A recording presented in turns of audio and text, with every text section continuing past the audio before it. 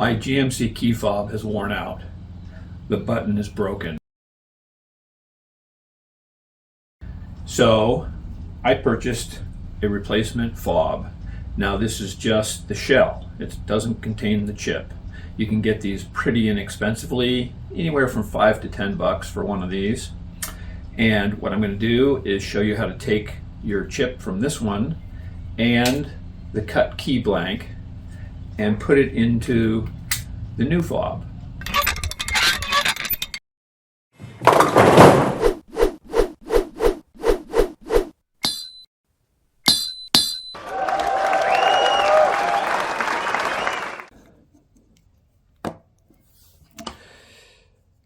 This is the only tool that I need to accomplish this.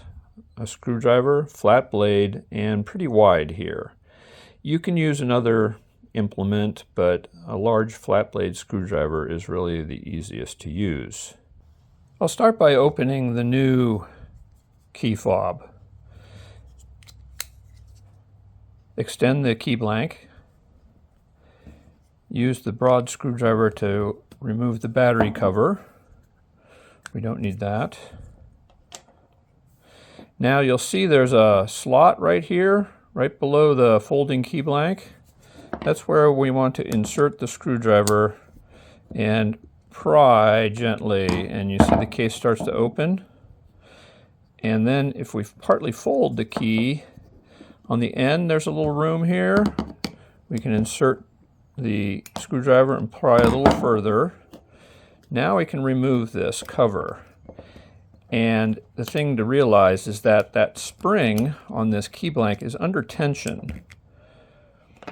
This is under tension and it wants to rotate, so we're just going to let that tension rotate out of there, and then we can lift that off.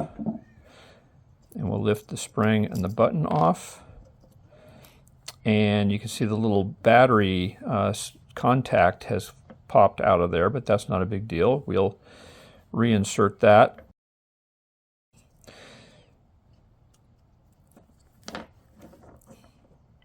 Okay. Now I want to follow the same process with the old key fob. First, going to remove the battery cover in the battery with the screwdriver.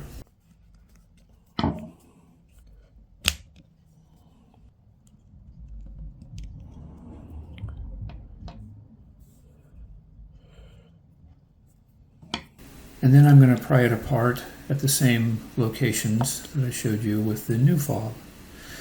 Now these can be kind of tough. I think they glue these or seal them a little better when they come from the factory as a new unit.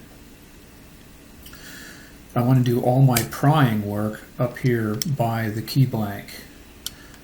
Keep the screwdriver from inserting lower because I don't want to damage the circuit board and the chip that we're going to transfer to the new key fob.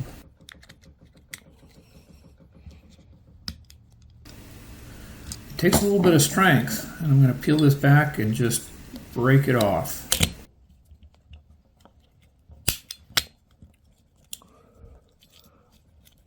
There we go. Get the key blank out of the way. And this is the board and chip we need. We'll take the circuit board with the chip on it, and you can see how it'll just lay right back into that shape. Now the spring has a little tail on the end, one end there. This end does not, that end does. That little tail show up. That goes down and it goes into the little slot back there. All right. The button, I'm going to put the button into the key first because it has to be in a certain orientation. See, it's got little tabs on the side. Those fit into slots, but they've got to align in the right slot so that drops completely down like that. If it doesn't drop in the first time, just continue rotating that until you find the place where it drops completely down. That's the fully extended position. That's where we want it to be. And that goes over top of the spring. Then We're going to wind this up, put a little tension on it by one turn, and I'm holding it down against the bench. Now I can simply snap the cover over that.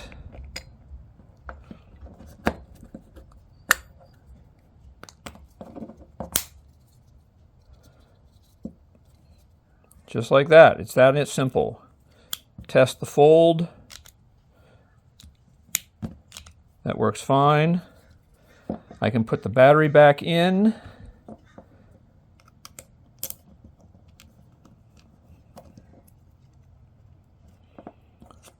Snap the battery cover on.